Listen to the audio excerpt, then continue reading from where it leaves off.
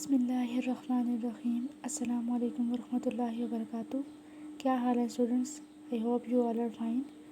Welcome to اسلامیات class. آج کا ہمارا عنوان ہے ارکان اسلام۔ سب سے پہلے آپ اس پر ڈیٹ اور ڈے مینشن کریں، اس کے بعد ہم لوگ ریڈنگ طرف چلتے ہیں۔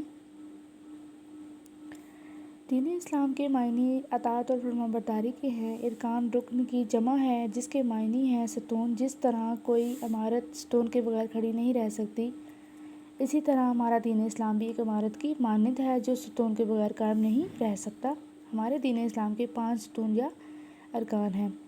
دین اسلام کے معنی ہیں اطاعت اور فرمانبرداری، یعنی کہ اللہ تعالیٰ کی طرف سے جتنی بھی تعلیمات، جتنے بھی احکام ہم پر نازل کیے گئے ہیں، حضرت محمد صلی اللہ علیہ وسلم نے وہ ہم تک پہنچائے ہیں، ان سب پر عمل کرنا، ان کو ماننا، ان کی اطاعت کرنا، فرمانبرداری کرنا ہم پر لازم ہے اور ہم پر فرض ہے۔ یہ ہمارے ایمان کی نشانی ہے، ایمان کی ضرورت ہے۔ ارکان رکن کی جمع ہے جس کے معنی ہیں ستون۔ ستون کا مطلب ہوتا ہے بنیاد۔ بنیاد سے مراد عمارت ستون کے بغیر نہیں کھڑی رہ سکتی، مطلب کوئی بھی جو عمارت ہے وہ اپنی بنیاد کے بغیر کھڑی نہیں رہ سکتی۔ اسی طرح دین اسلام بھی ایک عمارت کی مانند ہے جس کے 5 ستون یا پھر ارکان ہیں: کلمہ طیبہ، نماز، روزہ، زکوٰۃ، حج۔ کلمہ طیبہ اسلام کا سب سے پہلا اور اہم رکن کلمہ طیبہ یعنی لا الہ الا اللہ محمد رسول اللہ ہے، جس کا ترجمہ ہے اللہ کے سوا کوئی عبادت کے لائق نہیں اور حضرت محمد صلی اللہ علیہ وسلم اللہ کے رسول ہیں۔ یہ کلمہ ہمارے ایمان کی بنیاد ہے، یعنی اللہ کے سوا کسی کی عبادت نہ کی جائے اور اس بات کا یقین کیا جائے کہ اللہ تعالیٰ ایک ہے اور اس کا کوئی شریک نہیں، وہ ہمیشہ سے ہے اور ہمیشہ رہے گا۔ اس بات کو تسلیم کیا جائے گا کہ حضرت محمد صلی اللہ علیہ وسلم اللہ کے آخری رسول اور ان کے بعد کوئی نبی یا رسول نہیں آئے گا۔ کلمہ طیبہ کا اقرار ہمارے ایمان کی پہلی نشانی ہے۔ جب بھی کوئی اسلام میں داخل ہوتا ہے تو سب سے پہلے وہ کلمہ طیبہ کا اقرار کرتا ہے۔ وہ زبان اور دل سے اس بات کو مانتا ہے کہ اللہ تعالیٰ ایک ہے، اللہ کے سوا کوئی عبادت کے لائق نہیں ہے اور اس پوری دنیا کو چلانے والا اللہ ہی ہے، اس کے ساتھ کوئی بھی شریک نہیں ہے، کوئی بھی اس کی مدد نہیں کر رہا کیونکہ اللہ کو کسی کی مدد درکار نہیں ہے اور وہ اللہ تعالیٰ ہمیشہ سے ہے اور ہمیشہ رہے گا۔ ایک دن قیامت آئے گی اور تمام دنیا کے لوگ، تمام مخلوقات، سب کچھ ختم ہو جائے گا، تمام نعمتیں ختم ہو جائیں گی، لیکن اللہ تعالیٰ باقی رہے گا۔ اور اس بات کو بھی تسلیم کرنا ہمارے ایمان کا فرض ہے، ہمارے ایمان کی نشانی ہے کہ حضرت محمد صلی اللہ علیہ وسلم اللہ تعالیٰ کے آخری رسول ہیں، خاتم النبیین ہیں، ان کے بعد کوئی نبی نہیں آئے گا۔ نماز اسلام کا دوسرا اہم رکن نماز ہے۔ نماز ہر مسلمان مرد اور عورت پر فرض ہے۔ نماز اللہ تعالیٰ کی عبادت کا بہترین طریقہ ہے۔ نماز میں ہم اللہ تعالیٰ کی حمد و ثنا اور اس کی نعمتوں پر اللہ کا شکر ادا کرتے ہیں۔ دن رات میں 5 نمازیں فرض کی گئی ہیں، ان کے نام یہ ہیں: فجر، ظہر، عصر، مغرب، عشاء۔ اللہ نے قرآن مجید میں تقریباً 700 مرتبہ نماز قائم کرنے کا حکم دیا ہے۔ قرآن مجید میں ارشاد ہے، ترجمہ: کہو اے میرے بندو جو ایمان لائے ہو، نماز قائم کرو۔ نماز کی اہمیت کا اندازہ ہم حضرت محمد صلی اللہ علیہ وسلم کے اس فرمان سے لگا سکتے ہیں۔ نبی اکرم صلی اللہ علیہ وسلم نے فرمایا، نماز دین کا ستون ہے، یعنی نماز کے بغیر اسلام کی عمارت قائم نہیں رہ سکتی۔ جیسا کہ آپ کو پتہ ہے کہ نماز اسلام کی بنیادی عبادت ہے اور قیامت والے دن سب سے پہلے نماز کے بارے میں ہی انسان سے پوچھا جائے گا۔ نماز ایک ایسی فرض عبادت ہے جس کی کوئی معافی نہیں ہے، جو کہ ہم کسی بھی حال میں نہیں چھوڑ سکتے، اس کی ادائیگی بہت ضروری ہے۔ مسلمان ہر مرد اور عورت پر فرض ہے نماز ہر مسلمان مرد اور عورت پر فرض ہے۔ نماز اللہ تعالیٰ کی عبادت کا بہترین طریقہ ہے، کیونکہ جب بھی ہم کسی مشکل میں ہوتے ہیں، پریشانی میں ہوتے ہیں، تو ہمیں قرآن پاک میں بھی اس بات پر بہت زور دیا گیا، بتایا گیا ہے کہ جب بھی تم کسی پریشانی میں ہو، مشکل میں ہو، تو نماز کے ذریعے، دعا کے ذریعے اللہ تعالیٰ سے مدد طلب کرو۔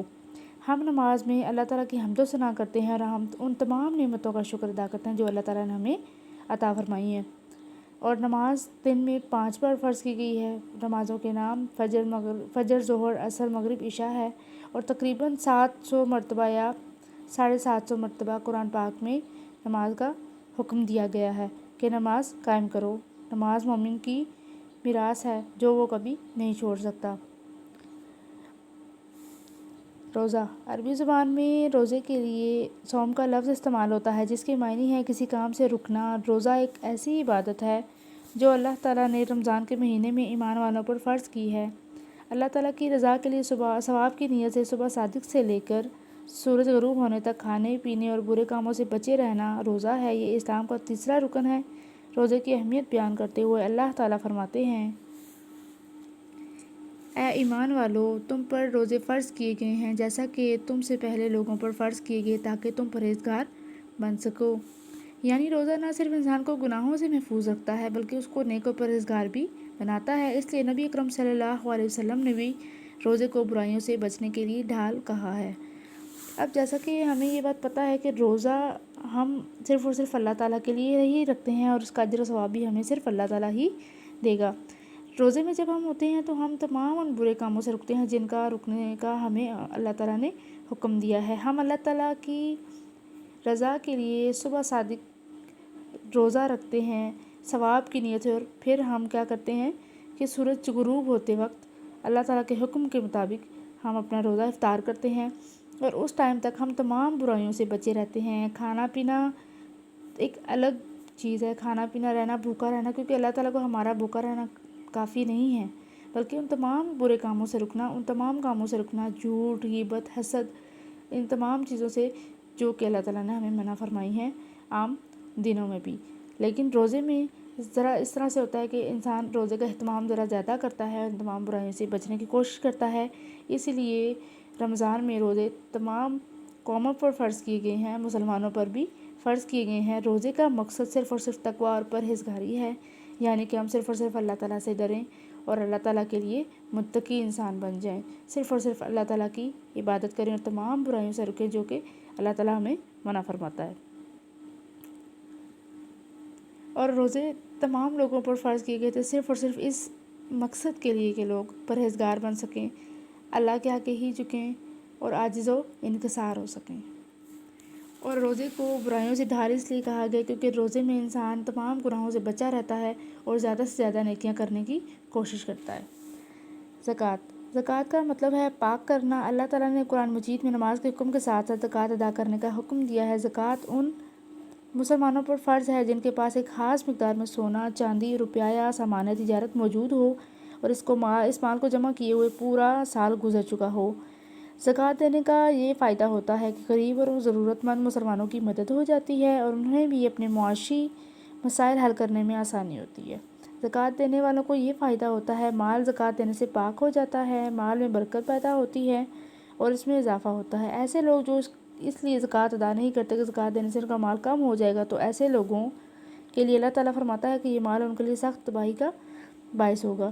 زکوٰۃ کا مطلب ہے پاک کرنا، یعنی کہ ہم اپنے مال کو پاک کر رہے ہوتے ہیں جب ہم اللہ تعالیٰ کے حکم کے مطابق، ایک شرع کے مطابق اپنے مال میں سے وہ حصہ نکال کر مستحق لوگوں کو دے دیتے ہیں۔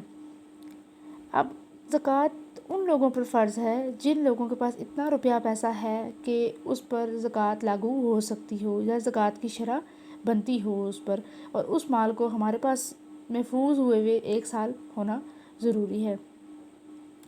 اور زکوٰۃ دینے کا فائدہ یہ ہوتا ہے کہ جتنے بھی غریب ہیں، ضرورت مند لوگ ہیں، ان لوگوں تک یہ پیسہ پہنچتا ہے اور ان کی مدد ہو سکتی ہے۔ زکوٰۃ کا جو مقصد ہے وہ معاشرے میں گردش ہے، پیسے کی گردش ہے۔ جتنا زیادہ پیسہ معاشرے میں گردش کرے گا اتنا ہی غریب لوگوں کی مدد کا ذریعہ بنے گا، اور جتنا ہم اپنے مال میں سے زکوٰۃ یا پھر پیسہ نکالتے ہیں اس نیت کی خاطر کہ لوگوں کی مدد ہو سکے، صرف اللہ تعالیٰ کو خوش کرنے کی خاطر، اللہ تعالیٰ کی رضا کے لیے، تو ہمارے مال میں مزید بڑھوتری ہوتی ہے، مزید بڑھتا جاتا ہے ہمارا مال اور پاک ہو جاتا ہے۔ لیکن جو لوگ نہیں زکوٰۃ دیتے ان کے لیے یہی ہے کہ اللہ تعالیٰ کی طرف سے وعید سنائی گئی ہے کہ ان کے لیے سخت تباہی کا باعث بنے گا وہ پیسہ جو وہ ابھی دنیا میں جمع کر کے رکھ رہے ہیں۔ حج کے لغوی معنی ہے زیارت کا ارادہ کرنا۔ اسے حج اس لیے کہا گیا ہے کہ اس میں انسان بیت اللہ کی زیارت کا ارادہ کرتا ہے۔ حج اسلام کا 5واں رکن ہے۔ حج ان مسلمانوں پر فرض ہے جن کے پاس اتنا مال و دولت ہو کہ وہ حج کے اخراجات برداشت کر سکیں۔ اب یہ حج ہمارے پاس ایک مالی عبادت ہے